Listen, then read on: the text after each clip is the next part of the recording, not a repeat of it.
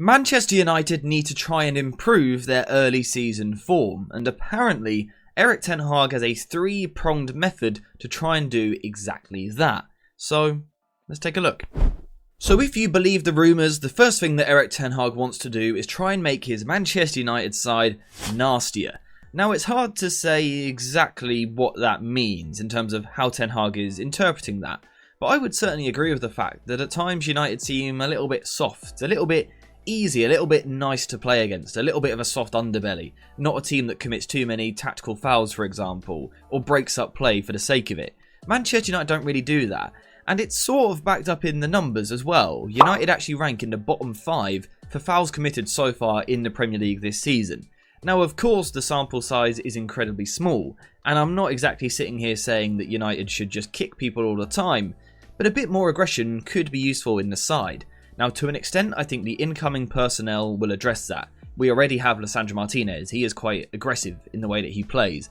De Ligt is the same, and he will be aggressive once he is sharp. Ugarte is certainly a combative, aggressive central midfielder, and we know that Bruno Fernandes plays with that sort of edge to his game as well. However, I also feel that Ten Hag could make tactical changes to actually make us a bit more aggressive off the ball. And honestly, the main thing I would say and suggest is a change of intent. Basically, if United play a little bit slower, we are less likely to lose the ball, which means we will do less running, and if we are doing less running about the pitch all the time like this, then when we do have to duel, we should have more energy, we can be more aggressive, we can be more combative, and we can play in that way. So that's one of the things I think Ten Hag needs to do. Actually slow down the approach, save the energy of some of our players, so when they do get into battles, they have that intensity, that combative nature, they can be physical, they can win the ball back, they can be aggressive, and sometimes foul as well.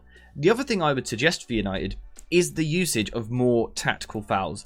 When you are pressing high up the pitch, but your press is beaten, rather than leaving big open spaces in your midfield that you've got to, sprint back 20-30 yards, it wouldn't hurt for United to occasionally be a little bit street smart. A tug of the shirt here and there, just to break up moves. You don't get yellow cards for a lot of them, a lot of the time you'll get away with it, but it just breaks up the opposition momentum. A lot of the best pressing teams in the world use this really effectively. Manchester City last season. So yeah, that's something that I think United could do, and I can see why Ten Hag wants that nastier streak in the team. Now apparently, Erik ten Hag also feels that his team needs to do a better job of keeping the ball, having higher percentages of possession in a football match. And to be honest, again, I find it hard to argue with. United definitely need to do a better job of keeping the ball. In terms of short pass completion rate in the Premier League so far this season, Manchester United are 12th for the pass completion rate. That suggests that with our short passing game, we often lose the ball, which isn't really good enough. If we are, again, constantly overturning possession, we are asking the opposition to hurt us. We are giving them opportunities to attack. So I think Ten Hag is right in his assessment. The question is, how does he achieve it? How do United do a better job of keeping the ball? Well, again, firstly, I do feel that the personnel will address some of the problems. First of all, a lot of these players have played during the international break, so they have improved their match sharpness. They clearly lacked that at the start of the season. Hopefully they are now starting to build it, and in the next couple of weeks, they should be coming towards some sort of physical peak, certainly as we head towards the end of the month. So that will help things. As will the makeup of our new midfield. Ugarte, Kobbie Mainoo, Bruno Fernandes. In Ugarte, you have this sort of anchoring midfielder who is going to be a safe retention player. In Kobbie Mainoo, you've got, again, a retention player, but a linking player who will kind of shuttle between the two boxes. And then Bruno Fernandes, who should be our creative outlet. I do feel that naturally, United now have a better balance in midfield with more retention-based players, especially with Casemiro leaving the side. But Ten Hag, again, also needs to make changes in terms of his structure, but also his intent with the team. First of all, the structure. Too many times this season, early on, we have seen United isolated with just one central midfielder, and quite simply, the gaps between players being too big. This means that when you do get the ball, you get your head up, you look for a pass to a teammate, you can't actually see a teammate, which means you have to try a riskier pass, which means you lose possession, which apparently, according to this new three-pronged plan, is the last thing Ten Hag wants. He wants us to keep the ball. Well, Mr. Erik, if you want that, you need to give our players on the ball options. And to do that, you need another central midfielder. Now, this doesn't actually, I guess, have to be a midfielder. It could be a fullback inverting into midfield more reliably. It could be a centre-back moving up into midfield on a more regular basis. Whatever the solution is, whether it's a midfielder dropping deeper, a fullback moving in, or a centre-back stepping forward, United do need to try and get an extra presence in midfield on a more regular basis. And then the other thing, again, is actually the intent of the team. The philosophy of how the team is playing. We still feel very direct, very quick. And what you will often see is that the second United get the ball, players move forward at an immense speed, really. We see the front six quickly created into this sort of shape. We throw players forward. This really does ask, though, our deep players to play forward. We are a direct team. We see 6 players on that forward line. We feel the need to get the ball quickly, get the ball forward quickly, at pace. If we just slowed the game down a little bit, if Ten Hag said to his players, okay, let's be a little bit less direct. Let's keep the ball a little bit more. Let's get some players closer by. We'll come on to that in a second. But if we actually slow down the intent of the team, our fullbacks will fly forward a little bit slower. Meaning, again, we have that extra option. If we aren't playing so direct, that should mean we pick more safe passes and slowly work our way through the pitch. So again, I actually think as much as anything, it's the philosophy of Ten Hag's team. He needs to change it if he wants to see more possession. This also ties in quite nicely with apparently kind of phase 3 of Erik Ten Hag's plan, and that is for his team to improve their positioning, cutting out errors and mistakes.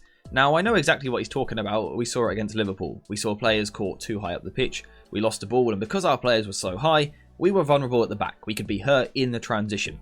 So Manchester United need to change that, and Erik Ten Hag wants to change that.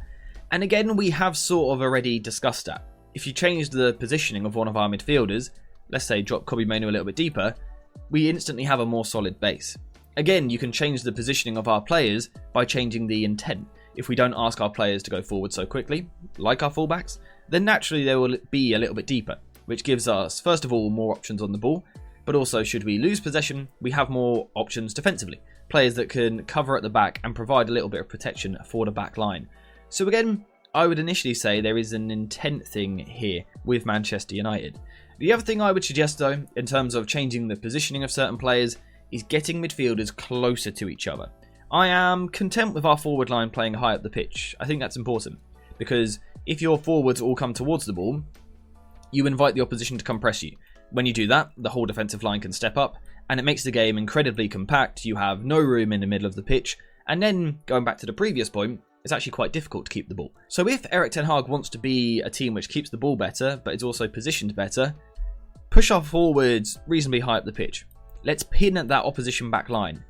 But we probably only need 2, 3, maybe 4 players doing this initially. We don't need the 6 that we have seen so far this season. Pin the opposition with a few players. It draws the opposition backwards. It forces them to drop, which gives you more room in central midfield, which does 2 things. It gives you more time on the ball. It means you can have more options on the ball. It means you're going to keep possession more. You're going to dominate possession more. But actually, we can attack more as a unit. The team can be closer together, stick together, move the ball forward towards the final third.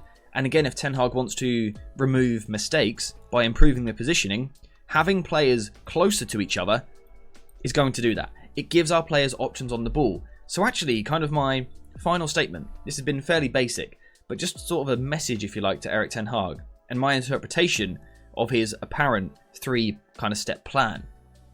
I think a lot of it is his intent. If you slow the whole game down a little bit, I think you will instantly see United improve in those 3 areas. You will see a more aggressive team, a nastier team, because they will have to do less work. So when they do have to do work, they'll have more energy. So you will see a more intense team, combative, nastier, however you want to word it. You will see that. If you want to see more possession, slow the approach down. Don't push the players forward so quickly. Slow it down. Let our players take a bit of time on the ball. Let's not always play in transition. Let's try and dominate possession. And then lastly, the positioning of the players. Again, if you change the intent, if you slow it down a little bit, the fullbacks go higher later. So the positioning is better. We have an extra central midfielder. So the positioning is better. So ultimately, Erik Ten Hag might have this big plan, but it actually all comes down to him, really. Change the intent of this team, and I actually think a lot of the problems that we currently have will fix themselves, which is a good thing and a bad thing in a way, but I guess the good thing is, I think a lot of our problems are a relatively easy fix, and I genuinely think in a couple of weeks, a short time span, you could see United drastically improve, but Erik ten Hag does have to tweak it a little bit, in my opinion. But that is just my opinion. I might be wrong. Let me know what you guys think in the comments down below. But apart from that, we are finished for today. So thank you guys for watching. I hope you have enjoyed it. And as always, I'll see you in the next one.